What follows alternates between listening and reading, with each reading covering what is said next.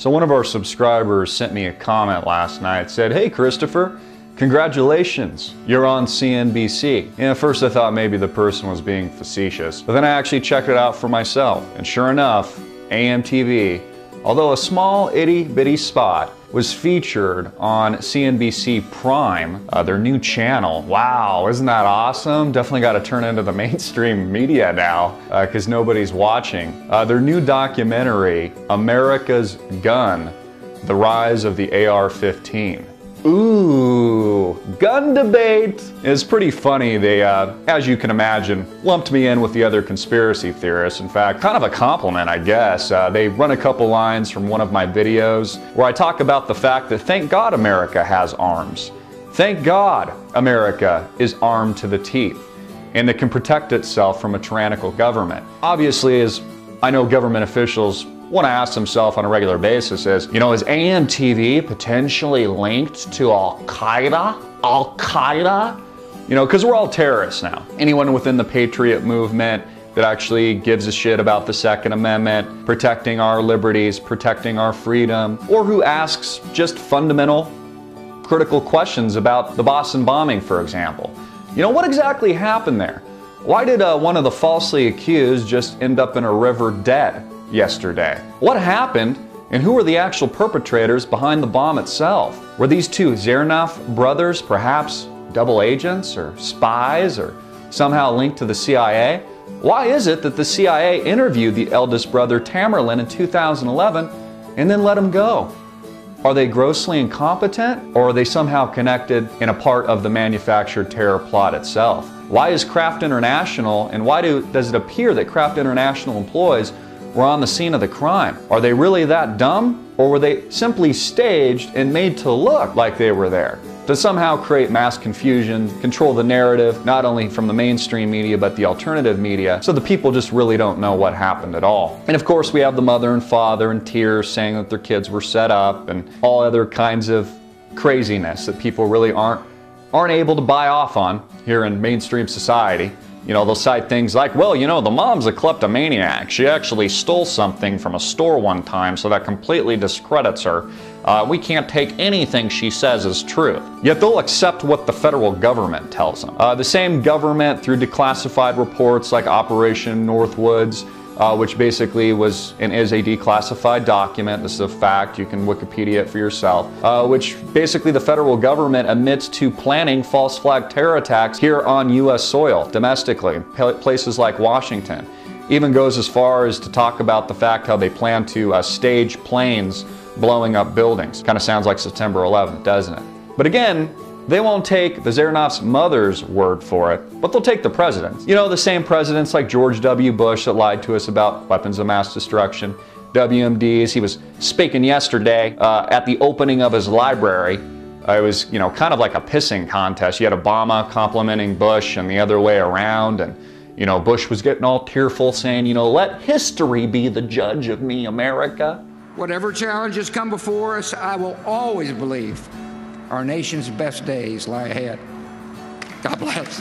And so watching the documentary last night, it does prove one fundamental point, is that the alternative media is on the rise.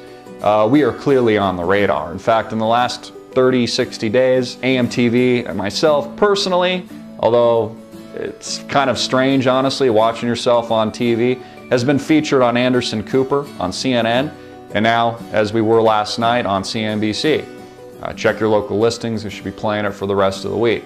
But it does show you that the alternative media is on the rise. And these people got to be getting a little nervous. It's exactly why organizations, news outlets like InfoWars and AMTV are now being linked to terrorist radicalism. Al-Qaeda is how they portray, and is how they portrayed the Zernoff brothers, who we don't know if they were linked to Chechen terror, or they were spies, or they were double agents, or they were manufactured patsies driven by the CIA. But as the Associated Press reported, which I believe just to be pure and utter bullshit and total propaganda, Tamerlan loved to read the online Al-Qaeda Yemeni publication Inspire, and also InfoWars. You see, The mainstream media wants, in the government of course, it controls the mainstream media, wants and needs to control the narrative. You see, when they control the narrative, they can influence public opinion, and when they can influence public opinion, they can achieve their political objective. That political objective is to disarm the American people, to eradicate our civil liberties, to ban, confiscate our guns, get rid of the Second Amendment, alter the freedom of speech through legislation like CISPA or SOPA. That is the agenda. And that's why watching this documentary last night, they did a very big sob job on the lives that were lost. You know, like, what a tragedy. All the children that are dying in Sandy Hook. And look at these conspiracy theorists over here at AMTV and InfoWars. How dare they want their guns? And that's how we're labeled.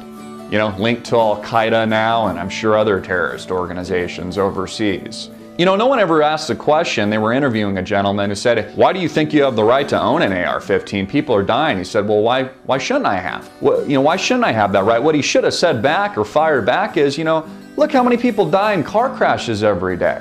How many children are dying every day in car crashes? We're not getting rid of cars. CNBC isn't doing a sob story on all the car crashes and all the kids that are dead because of it. You know, we're not launching wars against Ford or General Motors. Heck, we're not even launching wars against the big banks that just raped us in 2008. You know, you had Occupy Wall Street, which to a great extent was a CIA-driven event, but had a lot of organic qualities to it. And you see, that's what the CIA and the federal government promotes. They use whatever organic movement is taking shape in our society, and they control the narrative, and they use it to diffuse angst, revolutionary thought. You know, it's funny when you think about it, our founding fathers, they were actually considered terrorists. Great Britain thought of these people, Benjamin Franklin and others, as terrorists. They weren't freedom fighters.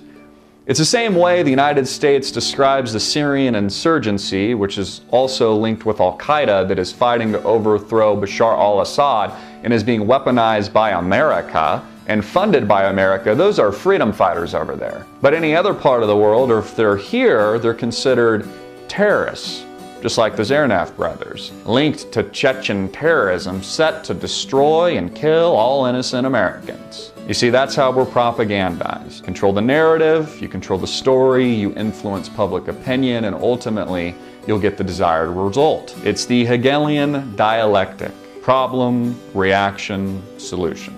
So pretty interesting. Featured on CNBC last night. Just a little short clip segment lumped in with the other conspiracy theorists. But it tells us one thing, America: we're on the radar.